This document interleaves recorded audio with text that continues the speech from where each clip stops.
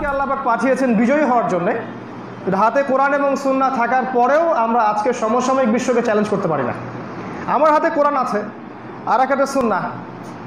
কোরআন মানে আল্লাহর কালাম, সুন্নাহ মানে রসুলের হাদিস, এই অভ্রান্ত সত্যের উৎস হাতে থাকার পরেও দেখেন, খেয়াল করে, আজকে আমরা মুসলিমরা ওয়ার্ল্ডের কোনো কিছুকে চ্যালেঞ্জ করতে পারি না।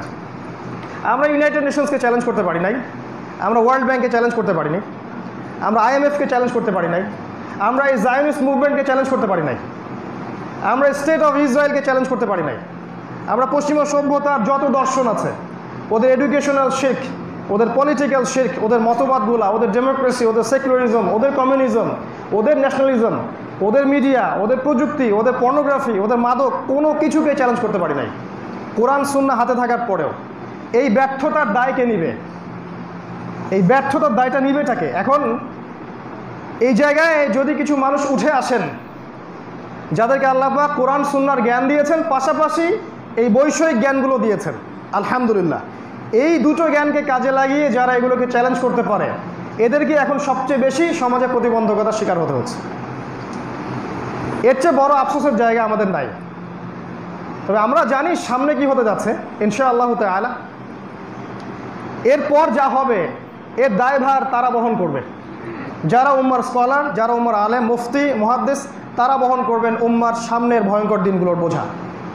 আগামী 5 থেকে 10 বছরের মধ্যে এই বাংলাদেশের প্রেক্ষাপটে এবং সাবকন্টিনেন্টে মুসলিমদের উপর যে ম্যাসাকারটা আসতে যাচ্ছে, এর দায়ভার তারা বহন করবেন, আমরা বহন করব না, আমি বহন করব না। এখান থেকে আমি মুক্ত। আল্লাহ পাক যতটুকু সময় সুযোগ জ্ঞান দিয়েছেন বলে গেছে। কেউ বোঝার চেষ্টা করেছে, কেউ করে নাই। যারা করে নাই তাদেরকে নিয়ে আমার মোটেও মাথা ব্যথা নাই। আমরা জানি যে মালহামার সামনে, আমরা জানি নিউক্লিয়ার যুদ্ধ সামনে আসতে যাচ্ছে, আমরা জানি এদেশের মুসলিমদের উপরে একটা স্ট্রিম রোলার চলবে নির্যাতনের, সামনেই অচির অপেক্ষা করতে থাকে।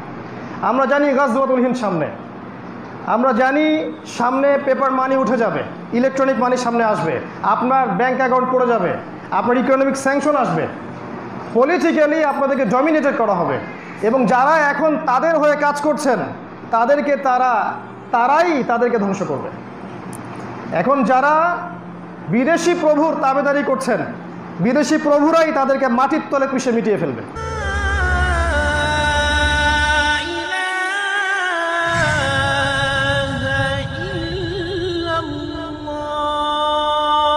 এটা তাদের পরিণতি লিখা হয়ে গেছে, কুদিয়াল আমর, তাকদির লিখা হয়ে গেছে। ওই যে পাকিস্তানের ফর্মার প্রেসিডেন্ট পারভেজ মোশাররফ থেকে শিক্ষা নিতে হবে, কোলে তুলে পশ্চিমা নেটওয়ার্কে ফেলে দিয়েছে। ওদের চরিত্রই ওইটা, ওরা মুসলিমদেরকে কোলে তুলে নিবে যাতে একটা মুসলিমদেরকে দিয়ে আরেকটা মুসলিমকে শেষ করা যায়। ওদের স্বার্থ যখন উদ্ধার হয়ে যাবে তখন এই মুসলিমকে তারা আবার মাটিতে জাহান্নামে ফেলে দিবে। এটাই তারা করবে। অতএব কেউই বিপদমুক্ত নয়, না আমজনতা, না আলেম ওলামা, না আমাদের এমপি মন্ত্রী, না আমাদের এই সরকার, কেউই আশঙ্কামুক্ত নয়। সবার উপরেই বিপদ চেপে আসে। এই জায়গায় এসে যদি আমরা কোরআন এবং সুন্নাহর কাছে আসতে না পারি এবং কোরআন সুন্নাহকে দিয়ে ওয়ার্ল্ডকে ডিল করতে না পারি, আল্লাহর কাছে ইস্তেগফার করে ফিরে না আসি এবং সবার মাঝে হৃদ্যতা, ভালোবাসার একটা মৈত্রী বন্ধন, ঐক্য সৃষ্টি করতে না পারি, এই দেশের মুসলিমদের ধ্বংস কেউ ঠেকাতে পারবে না, কেউ না। আমরা পার পেয়ে যাব না। যারা ভাবছেন 5 ওয়াক্ত নামাজ পড়ছেন তারাও পার পেয়ে যাবেন না। যারা প্রোটেস্ট্যান্ট মুসলিম মনে করছেন আমি ইসলাম ভালো ফলো করছি, তসবিহ টিপছি, আমি সময় লাগাচ্ছি আল্লাহর পথে দাওয়া দিচ্ছি, কেউই সেফ না। এবং যারা এই মুসলিমদেরকে মনে করছেন তারা মৌলবাদী, জঙ্গি, সন্ত্রাসী, তারাও সেফ না। তাদেরকেও তারা সেফ থাকতে দিবে না। মালহামা বিশাল ব্যাপার। পুরো ওয়ার্ল্ডের নিয়ন্ত্রণ এখন পশ্চিমা সভ্যতার কাছে, এই জায়নিস্টদের কাছে, এই ইসরায়েলের কাছে এবং তার যত মিত্র রাষ্ট্র আছে এদের কাছে। এই কথাগুলা কে বলতে পারবে?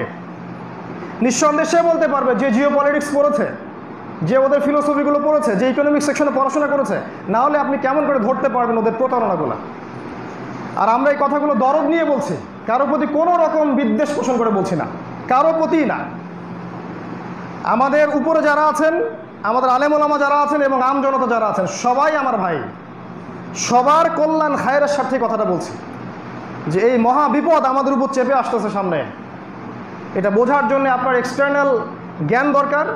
আমি সাবজেক্টগুলোর কথা বারবার বলি, কোরআন, সুন্নাহ, history, world history, economics, philosophy, geopolitics এবং পলিটিক্যাল সায়েন্স, এগুলো আপনাকে জানতে হবে এবং ইন্টারনালি আপনাকে ভিতর থেকে নূর ও প্রজ্ঞা অর্জন করতে হবে। এটা আল্লাহর পক্ষ থেকে আসবে, এটা বাজারে কিনতে পাওয়া যাবে না। যখন মনে হিংসা থাকবে না, বিদ্বেষ থাকবে না, মনটা পবিত্র থাকবে, ফ্রেশ, তখন আল্লাহর পক্ষ থেকে নূর আসবে। দেন আপনি দেখবেন ওয়ার্ল্ডটা আগের ওয়ার্ল্ডের মতো নয়, এটা একটা ডিফারেন্ট ওয়ার্ল্ডে আপনি বাস করছেন। এই ওয়ার্ল্ডের রুলিং স্টেট হবে ইসরায়েল সামনেই, এবং সেখান থেকেই বের হবে মাসিহুদ দাজ্জাল, যে সারা বিশ্বকে শাসন করবে, যার হত্যা লেখা আছে ঈসা আলাইহিস সালামের হাতে। ঈসা আলাইহিস সালাম ছাড়া কেউ তাকে হত্যা করতে পারবে না। এখন এই পশ্চিমা সভ্যতা, ন্যাটো, জায়নিস্ট, এরা কি বিশ্বাস করে ঈসা আলাইহিস সালাম আবারও আসবেন পৃথিবীতে? প্রশ্ন করেন। এই সেকুলার সিস্টেমগুলোকে বিশ্বাস করে ঈসা ইবনে মারইয়াম আবারও পৃথিবীতে আসবেন? মুহাম্মদ সাল্লাল্লাহু আলাইহি ওয়াসাল্লাম তার পবিত্র জবানে বলে গেছেন তিনি আসছেন। আর তিনি যখন আসবেন তখন কি তিনি ডলার দিয়ে কেনাবেচা করবেন? তিনি কি জাতিসংঘের সদস্য পদ চাইবেন? তিনি গিয়ে কি ওয়ার্ল্ড ব্যাংকে তার অ্যাকাউন্ট খুলবেন? তিনি কি জায়নিস্টদের সাথে আতাত করবেন? তখন ওয়ার্ল্ডটা এমন থাকবে না। এটা আমাদের বোঝা উচিত। সামনের সময়গুলো এই দিকে যাচ্ছে। ঈসা আলাইহিস সালামের আসার আগেই বের হবেন ইমামুল মাহদি, এবং আল মাহদি ততক্ষণ পর্যন্ত বের হবেন না যতক্ষণ মুসলিমদের উপরে নির্যাতনের চরম মাত্রা না যাচ্ছে। একটা স্টেট বা একটা কান্ট্রি বাকি থাকবে না, একটা শহর, নগর, বন্দর না, যেখানে মুসলিমদের উপরে নির্যাতনের স্টিম রোল না চলছে, তার আগ পর্যন্ত তিনি বের হবেন না। অতএব বুয়েট থেকে মাহাদি খোঁজার দরকার নাই। আর মাহাদি বাংলাদেশ থেকে আসবেন না, তিনি আরবি ভাষায় কথা বলবেন। মাহদি ততক্ষণ আসবেন না যতক্ষণ পর্যন্ত না মালহামা শুরু হচ্ছে। মালহামা মানে মহাযুদ্ধ, এমন একটা যুদ্ধ যেটা ওয়ার্ল্ড কখনো কল্পনা করে নাই। Out of every 199 people will be killed. 100 জনের মধ্যে 99টা সৈন্য সেই যুদ্ধে মারা যাবে। এটা কোনো কনভেনশনাল যুদ্ধ হবে না, AK-47-এর যুদ্ধ হবে না, এটা হবে নিউক্লিয়ার এবং থার্মোনিউক্লিয়ার যুদ্ধ। এটা আমাদের বুঝ। যদি আপনি ডিফার করেন যে না এটার সাথে আমি একমত নই, আমরা বলবো যে আপনি অপেক্ষা করেন, ফান্তাজিরু, অপেক্ষা করেন, ওয়া ইন্না মাআকুম মিনাল মুনতাজিরিন, আমরা আপনাদের সাথে অপেক্ষা করছি, দেখেন কি হয়। মালহামার শেষের দিকে ইমামুল মাহদি আসবেন, তার আগে নয়। আর মালহামা কখন লঞ্চ হবে? যখন মদিনার গুরুত্ব কমে যাবে আর জেরুজালেমের গুরুত্ব বেড়ে যাবে। আমি কি বুঝাতে পারছি? দাজ্জাল ততক্ষণ বের হবে না যতক্ষণ মুসলিমরা কনস্ট্যান্টিনোপল জয় না করছে। আর ঈসা আলাইহিস সালাম ছাড়া কেউ তাকে হত্যা করতে পারবে না। ঈসা আলাইহিস সালাম ততক্ষণ আসবেন না যতক্ষণ না ইমামুল মাহদি আসছেন। আর ইমামুল মাহদি ততক্ষণ আসবেন না যতক্ষণ না বিশ্বে মালহামা হচ্ছে। আর মালহামা ততক্ষণ হবে না যতক্ষণ না মদিনার গুরুত্ব কমে যাচ্ছে। সারা ওয়ার্ল্ডে মদিনা, স্টেট অফ মদিনা, মদিনাতুন নবী, এর গুরুত্ব কমে না যাচ্ছে এবং জেরুজালেমের গুরুত্ব বেড়ে না যাচ্ছে। এটা আবু দাউদের হাদিস। এবার এই হাদিসটাকে নিয়ে আপনি ওয়ার্ল্ডটাকে দেখেন, মদিনার কোনো গুরুত্ব সারা ওয়ার্ল্ডের মধ্যে এখন নাই, পলিটিক্যালি, ইকোনমিক্যালি এবং জিওপলিটিক্যালি। ওটা একটা ট্যুরিস্ট জায়গা, আমরা যাই ইবাদত করে চলে আসি, সেখান থেকে সারা ওয়ার্ল্ডকে রুল করা হয় না। যেমনটা নবীর সময় করা হতো, যেমনটা ইবনুল খাত্তাবের সময় করা হতো, যেমনটা আবু বকর সিদ্দিকের সময় করা হতো, এমনটা এখন হয় না। এখন টোটালি ওয়ার্ল্ডটা নিয়ন্ত্রিত হচ্ছে জেরুজালেম কেন্দ্রিক, এবং ডে বাই ডে সে তার শক্তি বর্ধন করবে, সে আরবদেরকে নিয়ন্ত্রণ করে ফেলবে। তার গ্যাস, তার তেল, তার ডলার, তার petro dollar, every single sector Israel নিয়ন্ত্রণ করে ফেলবে এবং অলমোস্ট সেটা করে ফেলেছে। এই জন্যে আমরা দেখছি যে আরবের গলফ কান্ট্রিগুলো তাদের সাথে মিউচুয়াল আন্ডারস্ট্যান্ডিং যাচ্ছে, বন্ধুত্বসুলভ আচরণ, তাদের সাথে মৈত্রী চুক্তি করছে এবং তাদের দেশটাকে তারা ওদের সামরিক ঘাঁটি স্থাপনের কেন্দ্র বানিয়ে দিয়েছে।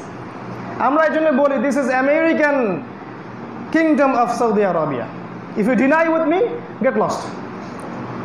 আমরা এটা বলি this is the American kingdom of gulf country, এটা হচ্ছে আমেরিকান কিংডম।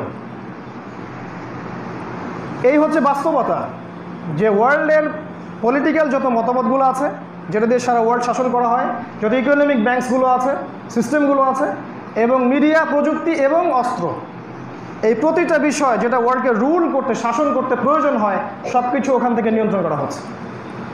এটা আমাদের প্রত্যেক নাগরিকের, আলেম ওলামার, ইভেন গভর্নমেন্টের বোঝা উচিত যে আল্লাহ পাক এদের সাথে ডিল করার জন্য আমাদেরকে একটা হেদায়েত দিয়েছেন, আল কোরআন। এটা আল্লাহ দিয়েছেন। আল্লাহ পাক কি বলছেন কোরআনে? সূরা মাইদা 51 নম্বর আয়াত খুলে দেখেন। ইয়া আইয়ুহাল্লাযীনা আমানু, হে মুমিনগণ, লা তাত্তাখিযুল ইয়াহুদা ওয়ান নাসারা আউলিয়া, তোমরা এই ইহুদি এবং খ্রিস্টানদেরকে বন্ধুরূপে গ্রহণ করো না। কে বলছে এটা?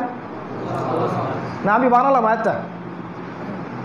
সূরা মাইদা পড়েন 51 নম্বর আয়াত। আল্লাহ বলেছেন আপনার রব, যার কাছে আপনাকে ফিরে যেতে হবে, যার সামনে আপনাকে দাঁড়িয়ে জনগণের হিসাব দিতে হবে, যার সামনে দাঁড়িয়ে আমাদেরকে ব্যক্তিগত জীবনের আমল আকীদা আখলাকের হিসাব দিতে হবে, তিনি বলেছেন লা তাত্তাখিদুল ইয়াহুদ ওয়ান নাসারা আউলিয়া, ওদেরকে তোমরা বন্ধুরূপে গ্রহণ করো না। সবাইকে বলেছেন আমভাবে।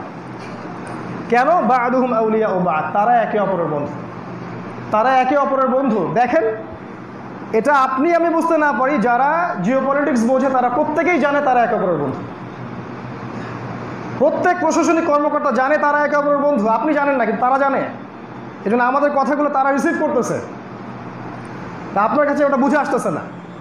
আল্লাহ পাক বলছেন ওয়া মা ইয়াতাওয়াল্লাহুম মিনকুম, মুসলিমদের মধ্যে কেউ যদি ওদের দিকে হাত বাড়ায় বা ওদের সাথে বন্ধুত্ব করে, ফাইন্নাহু মিনহুম, সে তাদের অন্তর্ভুক্ত, সে আমাদের উম্মার কেউ নয়। এটা আল্লাহর কথা। এই জন্যই গলফ কান্ট্রিকে আমরা বলি যে তোমরা উম্মার কেউ না, তোমরা ওদের অন্তর্ভুক্ত। হ্যাঁ, জনগণ থাকতে পারে ভালো, সেটা আলাদা বিষয়। অ্যাজ এ স্টেটের কথা বলছি আমরা। আল্লাহ পাক আরও বলেছেন এই সূরার মধ্যেই আছে, লা তাজিদান্না, হে নবী আপনি দেখবেন, অবশ্যই দেখবেন, আশাদ্দান নাস আদাওয়াতান লিল্লাযিনা আমানু আল ইয়াহুদ ওয়াল্লাযিনা আশরাকু। আল্লাহর কথা এটা, এই সূরার মধ্যে আছে। আল্লাহ পাক বলছেন হে মুমিনগণ, হে নবী মুহাম্মদ সাল্লাল্লাহু আলাইহি ওয়াসাল্লাম, আপনি দেখবেন মানুষের মধ্যে মুমিনদের সাথে সবচেয়ে বেশি শত্রুতা জ্ঞাপন করে দুই শ্রেণীর মানুষ। এক শ্রেণী হচ্ছে আল ইয়াহুদ, আল্লাহ বলেছেন আল ইয়াহুদ ওয়াল্লাযিনা আশরাকু, এবং যারা শিরিক করে, মুশরিক। এবার কি বুঝতে পারেন ওয়ার্ল্ড জিওপলিটিক্স কেমন করে যাচ্ছে? কেন আপনার প্রতিবেশীকে তারা ডাকছে?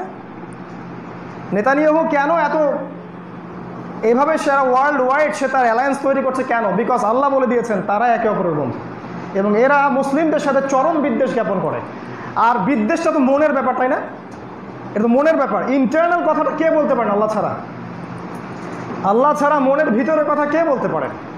সূরা আল ইমরানে আল্লাহ পাক আরও বলেছেন যে ওরা বাহ্যিকভাবে যা প্রকাশ করে সেটা খুবই অল্প, আর মনের কথা তোমরা যদি জানতে যে ওরা কত বেশি এগ্রেশন তোমাদের প্রতি রাখে। এটা আল্লাহর কথা। এখন কি হচ্ছে বাস্তবতা? বাস্তবতা হচ্ছে আমরা এগুলোকে ডিনাই করছি।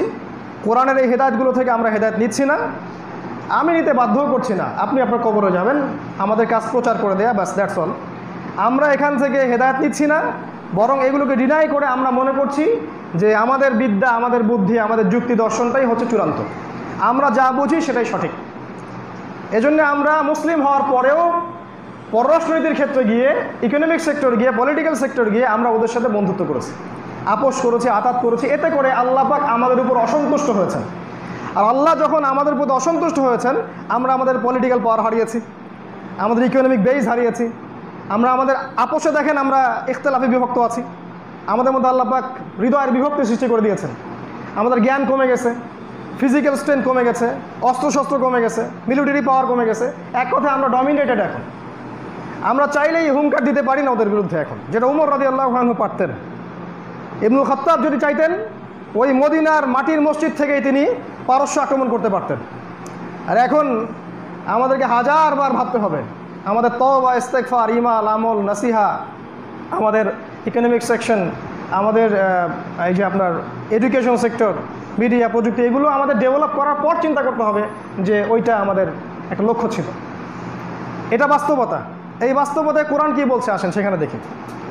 কোরআন আমাদেরকে বলছে যে যদি আমরা আল্লাহর কিতাবের পূর্ণাঙ্গ অংশটা মেনে নেই, যে কোরআনের মধ্যে আল্লাহ পাক যা বলেছেন এটাই হক, এটাই চূড়ান্ত, এটা মেনে নিয়ে যদি আমরা সামনে আগাই, আল্লাহ পাক বলছেন এ জাতিই বিজয়ী হবে।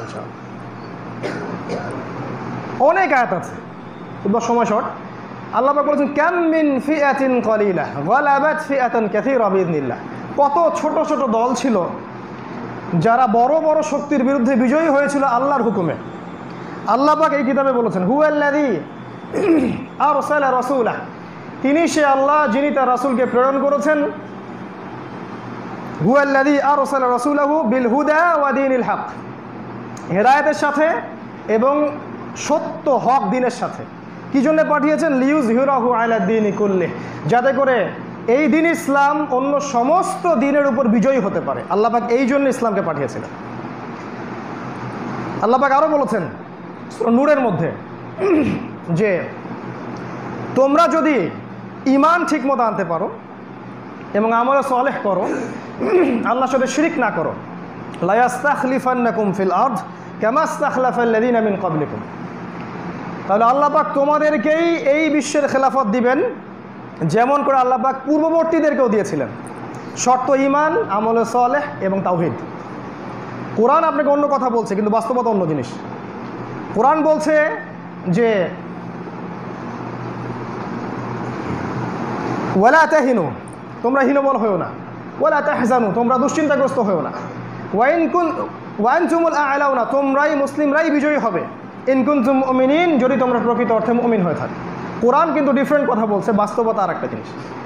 আল্লাহ পাক সূরা মুহাম্মাদে বলছেন ওয়ালা তাহিনু, তোমরা হীনবল হয়েও না, ওয়া তাদউ ইলা সালম, ওদেরকে শান্তির চুক্তির দিকে ডেকো না, ওয়া আনতুমুল আ'লাউনা, তোমরাই বিজয়ী হবে, ওয়াল্লাহু মাআকুম, আল্লাহ তোমাদের সাথে আছেন, ওয়ালা ইয়াতিরাকুম আ'মালাকুম, আল্লাহ পাক তোমাদের আমল ধ্বংস করবেন না। এই আল্লাহর কথা, এগুলো আপনার সাথে আছে। রাসূলুল্লাহ সাল্লাল্লাহু আলাইহি ওয়াসাল্লাম কি বলেছেন দেখেন, তিনি বলেছেন যে একটা কাঁচা বাড়ি, একটা পাকা বাড়ি বাদ থাকবে না যেখানে আমার এই প্রচারিত দ্বীনের কালিমা প্রবেশ করবে না। তিনি বলেছেন দূরবর্তী সানা থেকে, হাজারামাউত থেকে একটা মেয়ে একা একা হেঁটে আসবে, ঘোড়সাওয়ার হয়ে হজ করবে, উমরা করবে, আল্লাহ ছাড়া কাউকে ভয় করবে না, এত সুকুর নিরাপত্তা আল্লাহ দিয়ে দিবেন। তিনি বলছেন ঈসা ইবনে মারিয়াম এবং ইমামুল মাহদির হাতে যখন খেলাফত আবার রিস্টোর করা হবে, তখন বাঘে মহিষে এক ঘাটে পানি খাবে। সমাজে কোনো দুর্নীতি, কোনো ফাসাদ, কোনো জুলুম, কোনো অন্যায় পাপাচার কিছুই থাকবে না। ক্রুশ ভেঙে ফেলা হবে, শুয়োরকে হত্যা করে ফেলা হবে, জিজিয়া ট্যাক্সও তুলে নেওয়া হবে। এই সোনালী সময়ের কথা তিনি বলে গেছেন, ভবিষ্যৎবাণী। আর আল্লাহ পাক কোরআনে এই কথাগুলো বলে গেছেন, কিন্তু আপনি আমি দেখছি বাস্তবতা আমাদের অনুকূলে না। কারণ কি? কারণগুলো শোনেন। এক নম্বর কারণ হচ্ছে প্রথম কারণ হচ্ছে আমরা কোরআন এবং সুন্নাহর সামগ্রিকটা নিতে ব্যর্থ হচ্ছি। আমরা নিচ্ছি কিন্তু আংশিক। কেউ সুফিজম নিচ্ছি, কেউ গণতান্ত্রিক উপায়ে রাষ্ট্র ক্ষমতা দখলের চেষ্টা করছি, কেউ আরও বেশি এগ্রেসিভ, না বোমাবাজি করে একদম সব উড়াই টুড়াই দিয়ে রাষ্ট্র ক্ষমতা দখল করে ফেলাবো। এটা ওভার এগ্রেসিভ অ্যাটিটিউড। এর ফলে ইহুদিদের উপকার হচ্ছে এবং নাসারাদের উপকার হচ্ছে। ওরা আমাদেরকে নিয়ে গেম খেলছে এবং শান্তিপূর্ণ রাষ্ট্রের মধ্যে একটা অরাজক অবস্থা সৃষ্টি হচ্ছে। কেউ আছি আমরা শুধুমাত্র আমাদের দল নিয়ে, আমার দল যা বোঝে তাই, এর বাইরে আর কিছু নাই। কেউ আছে আমাদের নিজ নিজ আমির নিয়ে, আমার আমির যা বোঝে তাই, এর বাইরে কিছু নাই। কেউ আছি শুধুমাত্র জিকির নিয়ে, কলব পরিষ্কার করতে হবে, এটাই যথেষ্ট। টোটালিটি, ইসলামের টোটালিটি, যে আমি ইবাদত করব, ইসলামিক ফাইন্যান্স মানব, ইসলামিক ইকোনমি এস্টাবলিশ করব, আল্লাহর পথে দাওয়াত দিব, প্রয়োজনে জিহাদ করব, প্রয়োজন হলে জিহাদও করব, ওটাও কি বাদ নাকি? শব্দটাকে এতটা বিতর্কিত করে ফেলা হয়েছে যে শব্দটা সাহাবায়ে কেরামের কাছে ছিল স্বপ্নের মতো, যদি আল্লাহ সেই সুযোগ দেন আমরা যাব এবং শাহাদাত বরণ করব। এই কথাটা হয়ে গেছে এখন এতটাই ভীতিপূর্ণ যে একটা মুসলিম কোরআনের আয়াতগুলোকেও এখন ব্যান করার চেষ্টা করতেছে। 26টা আয়াত আছে, সবগুলোকে ব্যান করে দাও, গো অ্যাহেড, চেষ্টা করে দেখেন পারেন নাকি। 26টা আয়াত আছে, এগুলোকে ব্যান করে দিতে যাচ্ছে মানুষ। আমরা বলি গো অ্যাহেড, যান দেখেন পারেন নাকি। আল্লাহ পাক এমন গজব দিবেন, দেখবেন যে এক রাতের মধ্যে আদ সামুদ জাতির মতো এক রাষ্ট্র ধ্বংস হয়ে গেছে। আল্লাহ পারেন না? এক রাতের মধ্যে আদ এবং সামুদের মতো দেখবেন এক রাষ্ট্র ধ্বংস হয়ে গেছে। এই দুঃসাহস করতে যাবেন না, এমন কাউকে বন্ধুরূপে গ্রহণ করতে যাবেন না যে আল্লাহর শত্রু। আল্লাহ পাকের ধরা খুব কঠিন, হয়তো কেউ কিছু বলতে পারবে না, কারণ সবাই মাজলুম, সবাই শক্তিহীন। আল্লাহ যদি একবার ধরেন, এক সেকেন্ডের জন্য ধরেন, আপনাকে আমাকে বাঁচানোর কেউ থাকবে না। এটা নাসিহা, don't take my words otherwise, এটাকে অন্যভাবে নেবেন না, এটা একটা নাসিহা। আমরা এইগুলো নিয়ে ব্যস্ত ছিলাম বেশি, টোটালিটি আসে না ইসলামের। আল্লাহ পাক বলেছেন, একটা আয়াত শোনেন, সূরাতুল বাকারার মধ্যে আছে 85 এবং 86। আল্লাহ পাক বলেছেন যে আফাতুমিনুনা বিবাদিল কিতাব ওয়া তাকফুরুনা বিবাদ, হে মুসলিমরা তোমরা কি কিতাবের কিছু অংশকে মানো আর কিছু অংশকে মানো না? ইসলামের আংশিক মানো না। এরকম অবস্থা যদি হয় তাহলে আল্লাহ পাক বলছেন ফামা ইয়াফআলু যালিক আফাতুমিনুনা বিবাদিল কিতাব ওয়া তাকফুরুনা বিবাদ ফামা জাযাউ মান ইয়াফআলু যালিক ইল্লা খিজয়ুন ফিল হায়াতিদ দুনিয়া। যারা এরকম আচরণ করবে, কিতাবের কিছু অংশ মানবে, কিছু অংশ মানবে না, আল্লাহ পাক বলছেন এই দুনিয়াতেই আমি আল্লাহ তাদেরকে লাঞ্ছিত করে দিই। পরকাল বাদ, এই দুনিয়াতেই আমি আল্লাহ তাদেরকে লাঞ্ছিত করে দিব। আমরা এই মুসলিম উম্মাহ, আমরা ইসলামের, কোরআনের এবং সুন্নাহর কিছু অংশ নিয়েছি, কিছু অংশ নেই নাই, এটাই সত্য, এটা মানতে হবে আপনাকে। আকীদাগতভাবে হয়তো নিয়েছি কিন্তু আমলগত নাই। কোরআন সুন্নাহর সামগ্রিক আমল, দাওয়াত, প্রতিষ্ঠার সংগ্রাম আমাদের মধ্যে নাই, সামগ্রিকটা নাই। এই জন্য আল্লাহ পাক আমাদেরকে লাঞ্ছিত করছেন। আগে নিজের দোষগুলো ধরা শিখি আমরা, এটা সবার ক্ষেত্রে, কি আমি আর কি আপনি, কি আলেম আর কি জালেম, সবার ক্ষেত্রে সেম অবস্থা। আল্লাহ পাক এই জন্য আমাদেরকে লাঞ্ছিত করছেন, এটা নাম্বার 1 পয়েন্ট। তাহলে সমাধানটা কি? কোরআন এবং সুন্নাহর সামগ্রিকটা আপনাকে আমাকে আমল করতে হবে, বা আমল করার আকীদা রেখে পথ চলতে হবে। যতটুকু পারি করব, যা পারি নাই আল্লাহর কাছে ইস্তেগফার করব, আল্লাহ চেষ্টা করেছি, পারি নাই, মাফ করে দাও। 1 নাম্বার। 2 নাম্বার, আমরা আমাদের এই উম্মাহ কনস্ট্রাকটিভ কোনো সিলেবাসে পড়াশোনা করতে পারি নাই। আমাদের পড়াশোনার সিলেবাস ঠিক নাই। কি মাদ্রাসা আর কি জেনারেল লাইন, কোনো দিকেই পড়াশোনার সিস্টেম ঠিক নাই। আল্লাহ পাক আমাকে ইন্ডিভিজুয়ালি 2 দিকে পড়ার চান্স দিয়েছেন। 2 দিকের অপারগতাটা আমি বলতে পারবো। আপনি মাদ্রাসায় পড়েন, সেখানে আপনি হিস্ট্রি পাবেন না, ইকোনমিক্স পাবেন না, ওয়ার্ল্ড অ্যাফেয়ার্স পাবেন না, জিওপলিটিক্স পাবেন না, কিছুই পাবেন না। ইভেন একজন ইমাম খতিব মিম্বরে দাঁড়িয়ে 5টা মিনিট ইংরেজি দিয়ে বক্তব্য দিতে পারে না। তো কীভাবে আপনি ওয়ার্ল্ডকে ডিল করবেন? এই ওয়ার্ল্ড তো এগিয়ে যাচ্ছে, এটাই বাস্তবতা। সমাজের মানুষ যারা একটু হাই প্রোফাইল মানুষ, তারা আলেম ওলামা, দাড়ি টুপিওয়ালা মানুষের দিকে একটা বাঁকা চোখে তাকায় কেন? কী জন্য তাকাবে? বরং আমাদের সবচেয়ে স্মার্ট পিপল হওয়ার কথা ছিল। আমাদের উচিত ছিল সবচেয়ে স্মার্ট পিপল হওয়া, কারণ কোরআন সুন্নাহ আমাদের হাতে আছে, ওদের কাছে তো কোরআন নাই।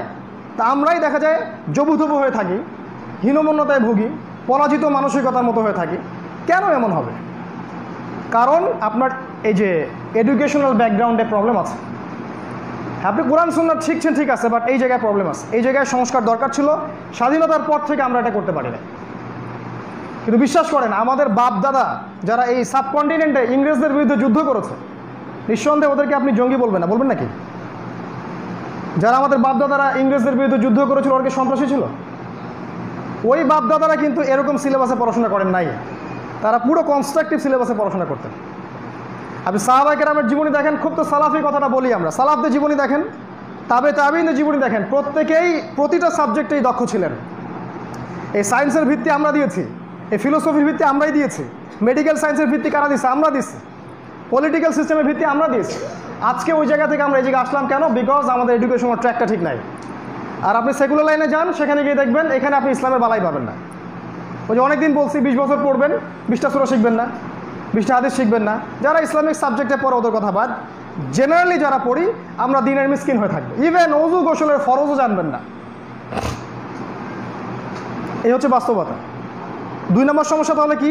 আমরা এডুকেশনাল সিস্টেম ঠিক করতে পারি নাই। সলিউশন, সিস্টেম অনতি বিলম্বে ঠিক করতে হবে। যা হয়ে গেছে। আমাদের এই যে বাচ্চারা যারা বেড়ে উঠতেছে, অ্যাটলিস্ট এদের দিকে তাকিয়ে এমন মাদ্রাসা, এমন মসজিদ, এমন স্কুল মক্তব তৈরি করতে হবে যেখানে কনস্ট্রাকটিভ সিলেবাসে পড়াশোনা হবে। আমার সন্তান সব কিছুই শিখবে, কোরআন সুন্নাহ, ইংরেজি, অঙ্ক সব কিছু শিখবে।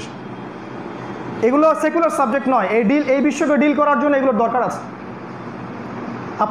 আমাকে প্রযুক্তির জন্য চায়নার দিকে তাকিয়ে থাকতে হয় কেন? আমাকে অস্ত্রের জন্য ওই আমেরিকার দিকে তাকিয়ে থাকতে হয় কেন? আমরা এগুলো তৈরি করব, ওরা আমাদের কাছ থেকে নেবে। আর আমরা আজকে হয়ে গেছি নতজানু পররাষ্ট্রনীতি। কী জন্যে? বিকজ আমরা এই জায়গায় কাজ করতে পারি নাই। কথাগুলো দরদের সাথেই বলছি। আমরা যেটা পাই নাই, আমাদের সন্তানরা যেন সেটা পায়, এটা আমাদের আহ্বান, একটা অনুরোধ। অন্যথায় দেখবেন আগামী 15-20 বছরের মধ্যে আমাদের সন্তানরা আরও বেশি অথর্ব হয়ে উঠবে।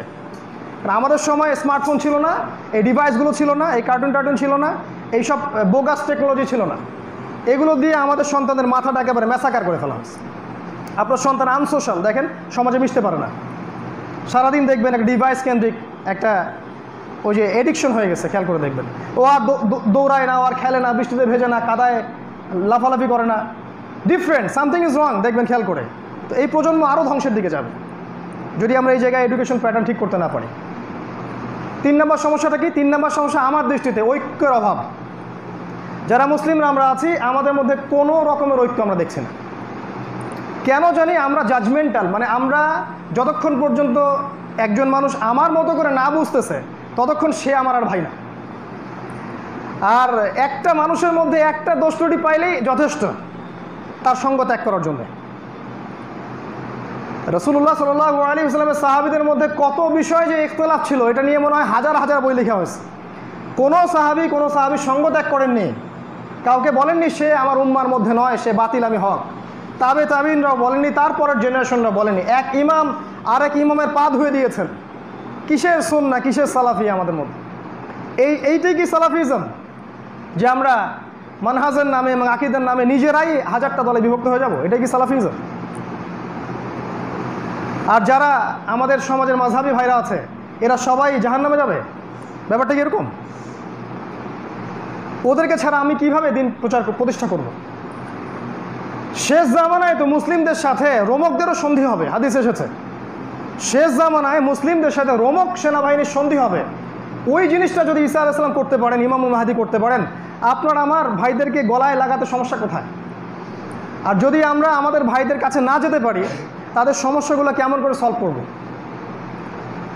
আর জাজমেন্টাল হব কেন যে আমি হকপন্থী, আমি জান্নাতের ডিলার?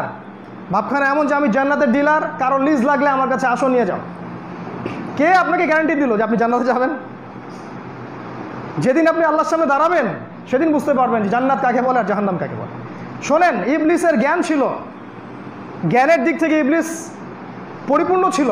তার মধ্যে একটা জিনিসের অভাব ছিল, সেটা হচ্ছে বিনয়। তার মধ্যে একটা ত্রুটি ছিল, সেটা হচ্ছে কিবর, অহংকার। এই শুধুমাত্র অহংকারের কারণেই আমরা বিভক্ত হয়ে গেছি দলে দলে। আর এই বিভক্তির কারণেই আমাদের শক্তি নষ্ট হয়ে গেছে, হাওয়া বেরিয়ে গেছে। আপনাকে কেউই মূল্যায়ন করে না, বিশ্বাস করেন, কেউ আপনাকে মূল্যায়ন করে না। কোনো বাইরের সুপার পাওয়ার বা ইন্টারনাল কোনো পাওয়ার, কেউ আপনাদেরকে কোনো মূল্যায়ন করেন। তারা জানে যে আপনারা বিভক্ত, এবং আপনাদেরকে শেষ করে ফেলা এটা কোনো বিষয় না। এক ভাইকে উস্কে দিলে আরেক ভাইকে সে গলা কেটে দিই, ওরা খুব ভালো করেই জানে। কারণ আমরা যখন বলছি যে সমস্ত ওলামায়ে কেরাম যারা হকপন্থী, যারা স্পষ্ট বেদাতি, স্পষ্ট মুশরিক, ওদের কথা বাদ দেন, যারা হকপন্থী ওলামায়ে কেরাম আছেন, তাদের উচিত একটা জায়গায় এসে বসা, তাদের মধ্যে একজনকে দায়িত্ব দেয়া বা একটা শুরা করা, এবং করে নিয়ে আমাদের জনসাধারণকে এগিয়ে নিয়ে যাওয়া ইসলামের রেভলিউশনের দিকে বা ইসলাম শান্তিপূর্ণভাবে প্রতিষ্ঠার দিকে। এটা কি বিগত 50 বছরে করা যেত না? হালুয়া, রুটি, সেমাই, আপোষে ইখতিলাফ, কে কোথায় হাত বাঁধলাম, রফুল এদান করলাম কিনা, এগুলো নিয়ে আমরা যে কত সময় নষ্ট করেছি, এই উম্মার হিসাব দিতে হবে এগুলোর জন্য। আমি পার্সোনালি এগুলো থেকে মুক্ত। যদি এই মানহাজে কারো সমস্যা থাকে, আমি বলবো আপনি আপনার মানহাজ ফলো করেন, আমার কোনো অবজেকশন নাই। বাট অ্যাটলিস্ট আমাকে আমার চিন্তা লালন করতে দেন। আমি আপনার চিন্তায় লাঙ্গল ঠেলতে যাই নাই, এটা আমার কাজও না। এই অনৈক্যের জায়গাটা থেকে যদি আমরা এক জায়গায় আসতে না পারি, আগামী দিনে ইসলামের বিজয় সম্ভব না। ইসলামের বিজয় সম্ভব না এর অর্থ এই নয় যে শুধু কাফেররাই বিজয়ী হবে, তা নয়। বরং আপনি ঈমান, আমল এবং শান্তিপূর্ণভাবে আপনার ইবাদত বন্দেগী করার জায়গাটাও হারাবেন। যখন তারা শক্তিশালী হবে এবং তারা যখন মুসলিমদেরকে ডমিনেট করবে, তখন আপনি সলাতও ঠিকমতো আদায় করতে পারবেন না, আপনি যাকাতও ঠিকমতো দিতে পারবেন না, আপনি হক কথা স্পষ্ট করে মিম্বরে বলতেও পারবেন না, কোরআনে যা আছে আল্লাহর কালামটা প্রচার করতে পারবেন না। ওই যে কমিউনিস্ট রাশিয়ার দিকে দেখে নেন, চাইনিজ মাও সেতুংয়ের সময়গুলো দেখে নেন, এই যে মঙ্গলদের সময়গুলো দেখেন, যখন তারা আব্বাসীয়দেরকে ধ্বংস করেছিল। ইতিহাস ঘেটে দেখেন, যখনই কুফফাররা বিজয়ী হয়েছে, তারা মুসলিমদের নামাজের অধিকারটা পর্যন্ত নষ্ট করে দিয়েছে। তা আমরা কি অপেক্ষা করছি ওই সময়ের জন্য? আমার তো মনে হয় আমরা অপেক্ষা করছি ওই সময়ের জন্য, আসুক, তারপর দেখা যাবে। একটা কথা খালি বলেছিলাম যে উম্মার ওলামায়ে কেরামদের একটা জায়গায় আসা উচিত, এতেই খারেজি হয়ে গেছি আমি, এই একটা কথার জন্যে। একটা কথা যে উম্মার ওলামায়ে কেরামদেরকে একটা জায়গায় আসা উচিত, তাদের মধ্যে একটা শুরা করা দরকার, একজনকে দায়িত্ব দেওয়া দরকার, এবং তার নেতৃত্বে এই উম্মাকে এগিয়ে নেওয়া দরকার। বাস, ট্যাগ লেগে গেছে খারেজি, খাওয়ারেজ। কি বুঝান জনগণকে? রাসূলুল্লাহ সাল্লাল্লাহু আলাইহি ওয়াসাল্লাম বলেছেন, ইয়াকতুলুনা আহলাল ইসলাম ওয়া ইয়াদউনা আহলাল আওসান। খারেজিদের এক নম্বর বৈশিষ্ট্য হচ্ছে তারা মুসলিমদেরকে হত্যা করবে, আর মুশরিক এবং ইসলামের শত্রু যারা, ওদেরকে ছেড়ে দিবে। এই ওয়ান উম্মাহ কনসেপ্ট কি এটার দিকে নিয়ে যাচ্ছে? সুবহানাল্লাহ।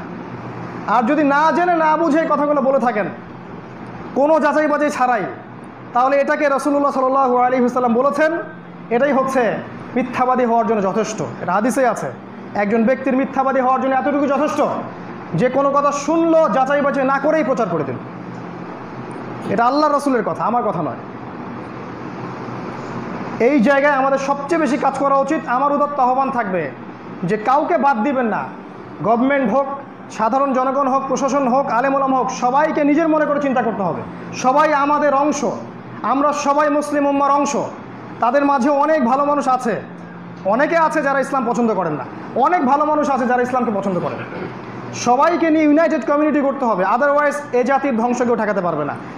কথা বিশ্বাস না হলে আপনি 5 থেকে 10 বছর অপেক্ষা করে দেখেন কি হয় আপনাদের সাথে। আমাদের কাজ ছিল পৌঁছে দেয়া, ব্যাস পৌঁছে দিয়েছি, আল্লাহ সাক্ষী আছেন। 4 নম্বর কাজ, 4 নম্বর সমস্যাটা দেখেন, ইকোনমিক সমস্যা। শেষ করছি এখন। আমরা আলাদা কোনো ইকোনমিক প্যাটার্ন তৈরি করতে পারি নাই যেটি ইসলামিক ফাইন্যান্স, ইসলামিক ইকোনমিক্সের উপর দাঁড়িয়ে থাকবে, যেখানে কোনো সুদ থাকবে না, কোনো ঘুষ থাকবে না, কোনো রিবা, বোগাস মানি এবং IMF নিয়ন্ত্রিত এই যে ইকোনমিক স্যাংশন, টাকা মান পড়ে যাওয়ার ধসের যে সিস্টেম, এগুলো থাকবে না। এরকম কোনো ইকোনমিক্স আলাদা কোনো সিস্টেম, সেপারেট কোনো সিস্টেম আমরা লঞ্চ করতে পারি নাই বিগত 100 বছর থেকে। যারাই চেষ্টা করেছে ওদেরকেই পশ্চিমারা ধসিয়ে দিয়েছে, যারাই চেষ্টা করেছে, হোক সেটা টার্কি বা হোক সেটা মালয়েশিয়া বা এই যে আমাদের আফগান বা পাকিস্তান বা এই যে সিরিয়া, যারাই চেষ্টা করেছে, এবার যে গাদ্দাফির কান্ট্রি লিবিয়া, যারাই চেষ্টা করেছে তাদেরকে ওরা ধসিয়ে দিয়েছে। কিন্তু আমাদের উচিত ছিল আলাদা কৃষিভিত্তিক, ব্যবসাভিত্তিক, জাকাত ভিত্তিক, গোল্ড অ্যান্ড সিলভার কেন্দ্রিক, যেখানে কোনো ইকোনমিক স্যাংশন থাকবে না, এমন একটা ইকোনমিক সিস্টেম দাঁড় করানো। আমরা পারি নাই। যতক্ষণ পর্যন্ত, শোনেন, যতক্ষণ পর্যন্ত ইকোনমিক্যালি একটা দেশ শক্তিশালী হয় না, ততক্ষণ পর্যন্ত এই জাতিকে কেউ ভয় করে না। আর যখন আপনি খাবারের জন্য অন্যের মুখোপেক্ষী, তারা আপনাকে মূল্যায়ন করবে না, স্বাভাবিক। আপনাকে হাদিস মনে করিয়ে দিই, দাজ্জালের কাছে রুটির পাহাড় থাকবে, মানে দাজ্জালের কাছে ইকোনমিক সিস্টেমের নিয়ন্ত্রণ থাকবে। সে চাইলে আপনাকে খাওয়াবে, চাইলে আপনাকে দুর্ভিক্ষ দিবে, হাদিসে আসছে। এটাই সেই সিস্টেম, যদিও দাজ্জাল একজন ব্যক্তি। এটা আমরা করতে পারি নাই। এখন কি সম্ভব না? সম্ভব, 0.5% সম্ভব। আমার অবজারভেশন, এমনভাবে রিবা আপনাকে ঘিরে ফেলছে, এখান থেকে বের হওয়াটা এখন 0.5% পসিবল। কীভাবে সম্ভব হতো? যদি আমরা অ্যাজ এ কমিউনিটি এটা বুঝতে পারতাম, ইকোনমিক সেকশনে কাজ করতাম, বিকল্প অর্থনৈতিক ব্যবস্থা প্রতিষ্ঠার চেষ্টা করতাম এবং সরকার বা অন্যদের কাছে উপস্থাপন করতাম যে এই সিস্টেমটাও ভালো, এটাও অ্যাপ্লাই করা যায়। অনেকেই আমাদেরকে বলে যে আপনারা রিবার এগেনস্টে কথা বলেন, কখনো তো বলেন না কীভাবে রিবাকে বাদ দিয়ে, সুদকে বাদ দিয়ে ইসলামিক ফাইন্যান্স চালু করা যায়। কই মেম্বার থেকে তো বলেন না, কথা তো ঠিকই আছে, আমি একমত কথার সাথে। অনেক মাহফিলই তো বলে বেড়ান, বিকল্প সিস্টেমটা দেন। কোন সিস্টেমে আপনি ইকোনমি দাঁড় করাবেন? কোথায় সিস্টেম? ইকোনমিক্স নিয়ে পড়াশোনা করে নাকি কোনো মাদ্রাসায়? একটা মাদ্রাসায় ইকোনমিক্স সিস্টেম, ব্যাংকিং, ফাইন্যান্স বা ইসলামিক মনিটরিং নিয়ে পড়াশোনা আছে? নিজের সাথে ফেয়ার হওয়া দরকার, নিজের অনেস্ট হওয়া দরকার যে আমাদের এই জায়গায় সমস্যা আছে, এই সমস্যাগুলো দূর না করা পর্যন্ত আমরা সফল হতে পারবো না। অতএব ইকোনমিক সিস্টেমে আসেন। সূরাতুল কাহফ আপনাকে হেদায়েত দিবে, সেখানে লেখা আছে কিভাবে ইকোনমিক সিস্টেম দাঁড় করাতে হবে। সূরাতুল মাইদায় আছে, সূরাতুল আনফালে আছে, ওগুলো পড়েন। সূরা তওবায় আছে, দেখেন আপনাকে আল্লাহ পাক হেদায়েত দিয়েছেন কিভাবে আপনি দাঁড় করাবেন। আল্লাহ পাক বোঝার তৌফিক দিক। আল্লাহ। আরেকটা বলে শেষ করছি, আরেকটা বড় মেজর সমস্যা ছিল আমাদের, সেটা হলো যে আমরা আমাদের স্বতন্ত্র নেতৃত্বের জায়গাগুলো প্রতিষ্ঠা করতে পারি নাই। কীরকম? যেমন যদি আমরা ওয়ার্ল্ডকে রুল করতে চাই, ইসলামের বিজয় চাই, ইসলাম সারা বিশ্বে ছড়িয়ে যাক এটা চাই, তাহলে আমাদের প্রয়োজন ছিল একটা স্বতন্ত্র মিডিয়া, স্বতন্ত্র সংস্কৃতি, স্বতন্ত্র টেকনোলজি, প্রযুক্তি, এই বিষয়গুলো আমাদের প্রয়োজন ছিল। এগুলো ছাড়া আপনি এই বিশ্বে চলতে পারবেন না। বিগত 100 বছরে স্কলারশিপ অফ ইসলাম, ইসলামিক স্কলারশিপের দিকে তাকিয়ে দেখেন, আমরা কি আলাদা করে এমন কিছু প্রতিষ্ঠা করে জনগণকে দিতে পেরেছি? উত্তর না। যদি নাই হয়ে থাকে উত্তর, তাহলে মনে রাখবেন এই শক্তিগুলো ছাড়া, মিডিয়ার শক্তি বলেন, আপনার সংস্কৃতির শক্তি বলেন, প্রযুক্তির শক্তি বলেন, অস্ত্র শক্তি বলেন, মিলিটারি শক্তি বলেন, অর্থনৈতিক শক্তি বলেন এবং পলিটিক্যাল শক্তি বলেন, এই শক্তিগুলোকে বাদ দিয়ে আল্লাহর পথের চূড়ান্ত বিজয়, জিহাদ এবং ইসলামের এই দিন প্রতিষ্ঠার খেলাফা আদৌ সম্ভব নয়, আদৌ সম্ভব নয়। কারণ রাসূলুল্লাহ সাল্লাল্লাহু আলাইহি ওয়াসাল্লাম মদিনায় হিজরত ততক্ষণ পর্যন্ত করেন নাই যতক্ষণ সেখানে একটা কমিউনিটি গড়ে ওঠে নাই, ইউনাইটেড কমিউনিটি গড়েছেন, তারপর গিয়েছেন। তিনি ততক্ষণ পর্যন্ত বদর যুদ্ধ করেননি যতক্ষণ পর্যন্ত ইসলামিক ইকোনমিক সেক্টরটা ডেভেলপ না করে। তিনি আগে কাফেলাগুলো অ্যাটাক করেছেন, তারপরে বদরে গিয়েছেন। তিনি প্রশিক্ষণ দিয়েছেন, সামরিক প্রশিক্ষণ দিয়েছেন, তারপরে বদরে নিয়েছেন। তিনি মুসলিমদের জামা গঠন করেছেন, লসগুলো বাস্তবায়ন করেছেন, দেন তিনি রাষ্ট্র গঠন করেছেন, তারপর বদলে গিয়েছেন। বেসিক কাজগুলো না করে শুধু লাফালেই হয় না যে সাবিলুনা সাবিলুনা আল জিহাদ আল জিহাদ, কাইফা তুজাহিদুনা ফি সাবিলিল্লাহ। এই শক্তিগুলো ছাড়া আপনারা কীভাবে আল্লাহর পথে জিহাদ করবেন? তো এগুলো আমাদের সমস্যা। এই সমস্যাগুলো থেকে উত্তরণের জন্য আমার নাসিহা, এডুকেশন সেক্টরটা ডেভেলপ করতে হবে। আমাদের ঊর্ধ্বতন কর্মকর্তাদেরকে বোঝাতে হবে দাওয়াটা টোটাল ইসলামের দাওয়াটা সমাজে প্রচার করতে হবে, টোটালটা, আংশিক না। ঐক্যের দরকার আছে, একটা প্ল্যাটফর্ম দরকার হতে হবে। উম্মার মধ্যে আলেম ওলামাদেরকে নিয়ে এক জায়গায় বসতে হবে। আমাদের সন্তানদেরকে তৈরি করতে হবে। আমাদের সন্তানরা যেন প্রত্যেকটা দিক থেকে গড়ে ওঠে, এটা আমাদের নিশ্চিত করতে হবে। আলাদা মিডিয়ার দরকার, আলাদা প্রযুক্তির দরকার, আলাদা টেকনোলজি এবং আলাদা রেভলিউশনের দরকার আছে। এটা ছাড়া আপনি আগাতে পারবেন না। আল্লাহ পাক আমাদের কথাগুলো বোঝার তৌফিক দান করুন। আল্লাহুম্মা আমিন। আকুলু কওলি হাযা আস্তাগফিরু লি ওয়া লাকুম ওয়া লিসাইরিল মুসলিমিন। বারাকাল্লাহু লানা ওয়া লাকুম বিল আয়াতিল হাকীম ইন্নাহু তাআলা জাওয়াদুন কারীম রাউফুর রহিম। একটা কথা বলে শেষ করছি। এই কথাগুলো হয়তো অনেককে হতাশ করতে পারে, কিন্তু আমি একটা কথা বলেছি যে কোরআন এবং সুন্নাহ আমাদেরকে হতাশ হতে বলে নাই। কোরআন এবং সুন্নাহ বলেছে যে এই অবস্থা যেটা দেখছেন এটা চিরস্থায়ী হবে না। ঠিক ওই যুগের ফেরাউনদের মতো, ওই যুগের আবু জাহেলদের মতো, ওই যুগের নমরুদদের মতো আজকের যুগের যারা ফেরাউন, নমরুদ, আবু জাহেল, তাদেরও ধ্বংস আসবে। এবং আল্লাহ রাব্বুল আলামিন তার রাসূলের মাধ্যমে জানিয়ে গেছেন কার পরে কি হবে। সামনের সময়টা ইসলামের জন্যে, এই সময়টুকুতে ধৈর্য ধরতে হবে, প্রস্তুতি গ্রহণ করতে হবে। এবং অতি আবেগী হয়ে এমন কিছু করা যাবে না যেটা একটা মুসলিম কান্ট্রির মধ্যে এমন বিশৃঙ্খলা সৃষ্টি করে যেটাতে ইসলামের পরিবেশ আরও সংকুচিত হয়ে যায়। এমন কিছু কোনো পদক্ষেপ গ্রহণ করা যাবে না, এটা করা যাবে না। বরং সবরের সাথে, ইদারের সাথে, জামার সাথে, প্রশিক্ষণের সাথে, ধৈর্যের সাথে আপনাকে প্রস্তুতি গ্রহণ করে এগিয়ে যেতে হবে। এখন রেজাল্ট পাবেন না, ইনশাআল্লাহ 5 থেকে 10 বছর পর রেজাল্ট পাবেন ইনশাআল্লাহ। তাড়াহুড়া করতে যাবেন না। আল্লাহ পাক হাদিসে জানিয়েছেন তার রাসূলের মাধ্যমে, সামনেই ইমামুল মাহদী আসছেন, মালহামা লঞ্চ হবে ইনশাআল্লাহ। মুসলিমদের মধ্যে জামা হবে, বায়া হবে, প্রত্যেক বাতিল শক্তির ধ্বংস হবে এবং সভ্যতা সংকুচিত হয়ে আসবে। প্রচুর মানুষ মহামারীতে মারা যাবে, প্রচুর মানুষ নিউক্লিয়ার যুদ্ধে মারা যাবে, প্রচুর মানুষ দেখবেন ওই মালহামায় মারা যাবে। অল্প কিছু মানুষ বেঁচে থাকবে, তাদেরকে নিয়ে ইমামুল মাহদী আগাবেন। কনস্টান্টিনোপল আবার বিজয় করা হবে, হয়তোবা সেটা নেটোর হাত থেকে মুক্ত করা হবে। দেন জেরুজালেম আমরা আবার বিজয় করবো ইনশাআল্লাহ তাআলা। এটা রাসূল সাল্লাল্লাহু আলাইহি ওয়াসাল্লাম বলে গেছেন, এটা আমার কথা নয়। আপনি আমার মুখ বন্ধ করলেও এটা ঠেকাতে পারবেন না, এটা রাসূলের কথা। তিনি বলে গেছেন মুসলিমরা ওটা বিজয় করবেই করবে। এবং সেখানে দাজ্জাল আত্মপ্রকাশ করবে, ঈসা আলাইহিস সালাম তাকে হত্যা করবেন। 40 বছর তিনি খেলাফা রিস্টোর করবেন, আরও 40 বছর। তারপরে মানুষ আবার খারাপ হওয়া শুরু করবে এবং ওই খারাপ মানুষগুলোর সামনে কিয়ামত হবে। সময় একটা বাকি আছে, এই সময়টা আমাদের সামনে বাকি আছে। এই সময়ের জন্য আমাদের প্রস্তুতি কী, আমি খুব সংক্ষিপ্ত সময়ে একটা আলোচনা করার চেষ্টা করেছি। আল্লাহ পাক আমাদেরকে বোঝার তৌফিক দান করুন, প্রিপারেশন গ্রহণ করার তৌফিক দান করুন। আমাদের ব্যক্তিগত প্রিপারেশন, পারিবারিক প্রিপারেশন, ইকোনমিক প্রিপারেশন এবং দাওয়া, জামা, ইমারা, এই বিষয়গুলোকে আমাদেরকে গড়ে তোলার তৌফিক আল্লাহ পাক দান করুন। আমি